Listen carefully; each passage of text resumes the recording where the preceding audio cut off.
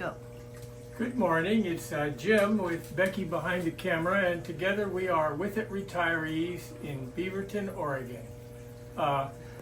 Just a little bit about us. We have various hobbies that we like to do to keep us occupied that we think you might be interested in, so we kind of skip from hobby to hobby. We're in aquariums right now, but we do other things, and you're not going to hear anything on this channel that's mean or unhappy. We're happy up people here, and I'm not going to tell you my problems. It's just for your enjoyment, and maybe you'll pick up something you haven't heard before. It would be helpful if you hit like too. Anyhow, on with the show. Last week I did a video where we talked about what the best possible starting aquarium for a person just starting out would be, and I gave my pretty much biased opinion and told you what it was, and then I said that we would aquascape it, which we have. At the time this tank was full. If you go back one video you'll see, and I said it was too small and I was going to move it to the bigger tank. So let's, without further ado, go over this way. This is the same tank that was here empty the last time. Now it's full. It is a 60p 17-gallon ADA tank. It's the footprint we're talking about, 2 feet by 1 foot. There are several different tanks in the lineup that would work, but that's going to be pretty much what you want.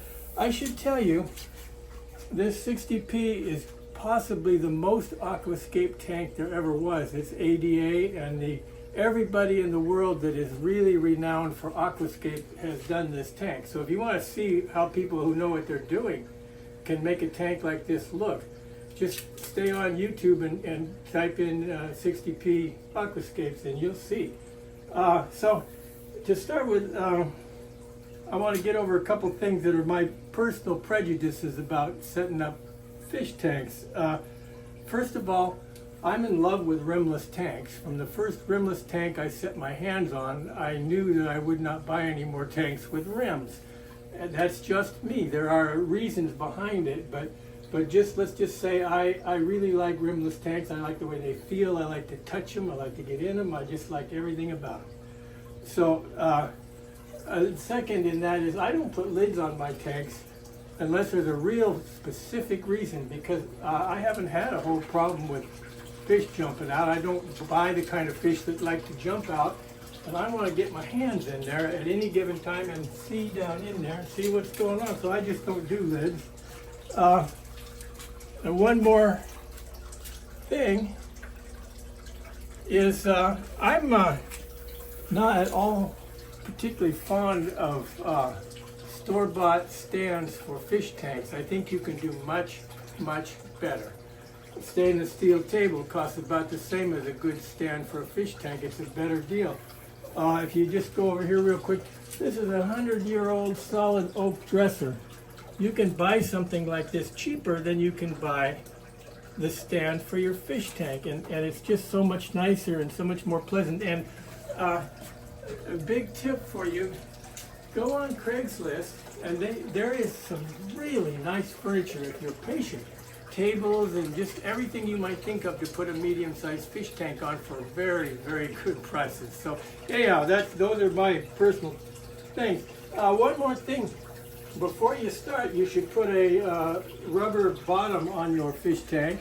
You can get these on the internet, various different ones. Just flip it over and they stick on or whatever. They can be bigger than they need to be, but they will definitely make it easier to slide around when you need to, and they will make it level out a lot better on any kind of uneven surface. So we will do that. So the next thing before you get into the tank is you need some kind of a plug strip. Typically, I really would like to, that's one reason I like tables, is to have it up right next to your tank. So when you need to do things with it, you can. This is going to run 3 things, counting the heater, so it's not a big load.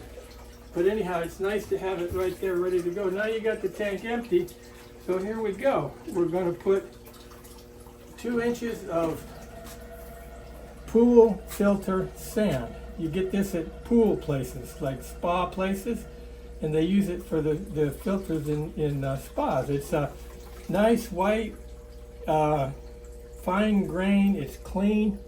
It's basically sterile. It's just a nice stuff, and it's very, very cheap. Under $20 for a huge bag. So anyhow, I use that in all my tanks. I like sand. It is inert, and the creepy crawlies can't get in there or out, and a lot of things don't happen with sand. We'll go a little further into that as we go. So anyhow, I've got 2 inches of sand in there. Now I put rock in. This is dragon stone. It's one of the most common stone for putting in fish tanks. You'll see it all over the internet. One nice thing about it is it's kind of got a sticky thing to it, so the rocks stick to each other, so they're easier to stack than some rocks might be. One nice thing about a 20-gallon tank or less is you don't need near as much rock, and rock is expensive. So we got that, and also the way I place these stones, keep in mind this is not really an aquascape, it's a shrimp tank. So I place the stones, so all I have to do is drop potted plants in. I left this one out purposely. If you want to go over there and look down on that. We'll talk about it a little bit later. That's where the potted plant will go, whichever one I go, and then this thing is done. This one's in the pot too. It was in the other tank. I just put it, if I had had this planted in the other tank like most people do, I would have had to pull it up and replant it over here underground. Instead, I just pull the pot out, stick it in, and wham, bam, it's done. So anyhow, you get the point. Now, let's go on. This is the filtration system is a Hager hang on side or suction on side double foam filter.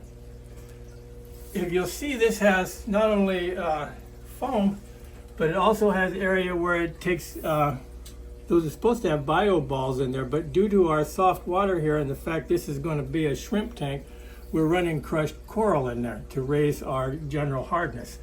It works good too, by the way. So that if you're going to have a shrimp tank around here, you need to do that. So anyhow, this is one of the nicest filters I know of. They're inexpensive. They cost under $20. There's 2 sizes. This is the smaller of the 2. Upstairs, which I'll show you next time when we have the bigger size, but the only real difference is the upright portion. The round part is bigger around. The frame is the same size. So anyhow, these, one nice thing about these is the shrimp just absolutely love them, and they like to get in those cracks. And if you're going to have a shrimp tank, you need a foam filter. So anyhow, let's see where we at next. So we have an air pump that we're driving on. This is also a Hager. This is a 5-watt, one of the nicest pumps I've ever used. They make a 5 and a 10. And the 5, I think, is really good for 2 devices. When you get over 2 devices, you would want to go with the 10. And you might want to go with the 10 right off the bat, because you might think, well, gee, maybe I'm going to have some more tanks. So that's something to be aware that the 10 costs a little more, obviously. The light is also a Hager. It's a very inexpensive, I'm going to kind of flip it up. It's got full spectrum. This is, I think, 16 watts. It was on the 10 gallon, and I put it on this one. It's okay for this. It's kind of the minimum, but I think it'll be fine. You can buy relatively inexpensive LED lights that work pretty darn good. So now back to the plants again, sort of at the end. These plants are in baskets. You can buy planted plants at the store, but best to repot your own. I want to show you how I do this. The reason you need more than one fish tank is because you need one fish tank to be your greenhouse. I pot these in pots similar to this. What I will do is I will take one of these plant food tablets. If you're using root plants, which I use, you want to put lots of these in. There are various different kinds. That goes in the bottom. And we're running this is a fluval stratum. It's one of the most common media. It's basically little clay balls all together, and it's underground dirt. It doesn't change the pH as much as a lot of them, like the ADAs and stuff. So it's really pretty mild stuff. So I use that, and I put these in here. And then I put them in my fish tank upstairs, which I'll show you, where I keep 7 or 8 various models. And after this is over, I'm going to go up there and figure out which one I want to drop in here. I'll take it down and drop it in, and there you go. So anyhow, that gets you up and running. As I said, this is going to be a shrimp tank, but it could just as easily have... What about the heater? Oh, yeah, good point, the heater. Yeah, it also a Hydra heater. I don't use heaters upstairs. This one's on here because down here the heat is kind of on and off, and it sometimes cools down. It's worked really well for me. They're inexpensive, and they have one really nice thing is they give you a digital lit readout, say whether they're on or off, and what the temperature in the tank is. So even if you don't use them and they never come on, they at least will tell you what the temperature is. So yeah, the last thing, that's again optional for what kind of fish you're raising and things like that. So anyhow, that's that. As I say, I have a new quality of shrimp upstairs, so I'm thinking maybe the next, I don't know whether I want to do a video of this room or upstairs, so we'll decide and we'll see on the next video once I've decided. So we'll see you next time.